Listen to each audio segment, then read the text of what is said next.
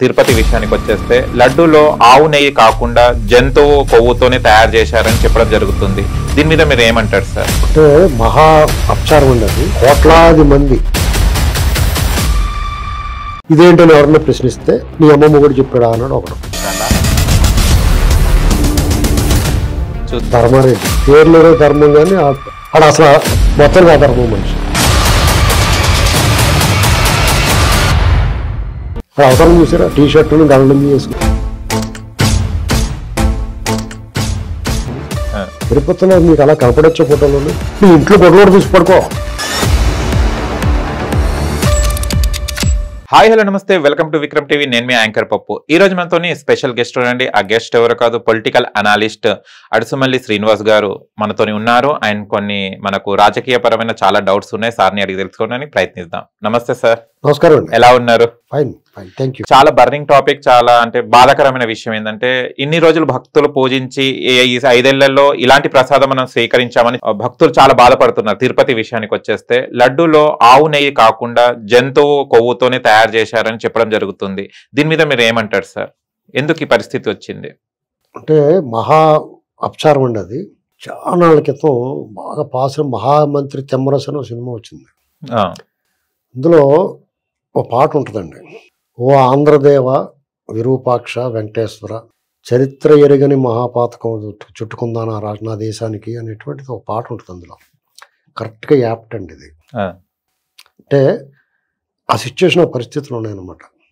ఎంత దుర్మార్గం కాకపోతే జగన్మోహన్ రెడ్డి లేకపోతే పరిపాలకుడు ఎవడైనా, ఏ రాజకీయ పార్టీ అయినా, ఏ మత విశ్వాసం ఉన్నా పరమత సహనం, ఇతర మతాలను గౌరవించడం అనేటువంటిది ఆనవాయితీగా వస్తుంది.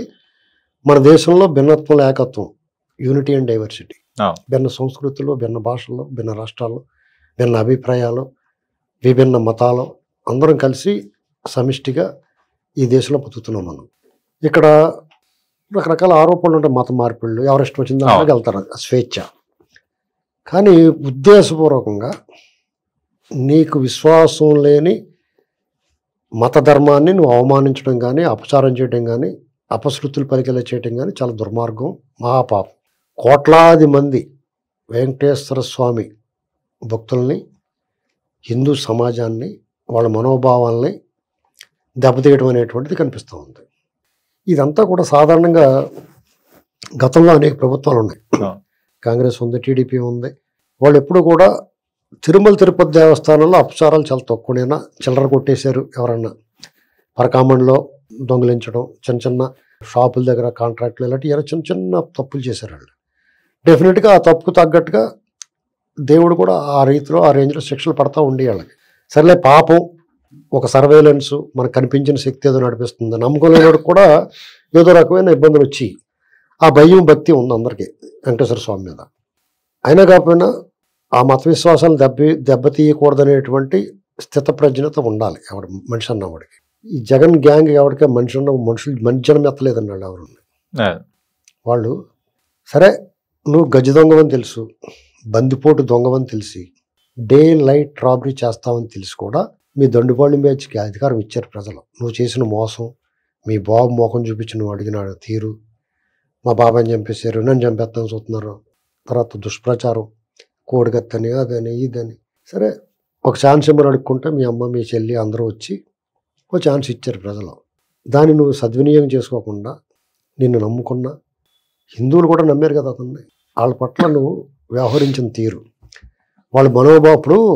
ఏ రాజకీయ పార్టీ నాయకుడైనా, ఏ మతాన్ని ఆచరించినా, ఏ మతానికి చెందినవాడైనా, సపోజ్ హిందూ మతంలో ఉన్నాడు అనుకోండి, మసీదులకు వెళ్తారు, చర్చిలకు వెళ్తారు, వాళ్ళ ఆశీర్వాదనాలు తీసుకుంటారు, వాళ్ళ కార్యక్రమాల్లో పాల్గొంటారు.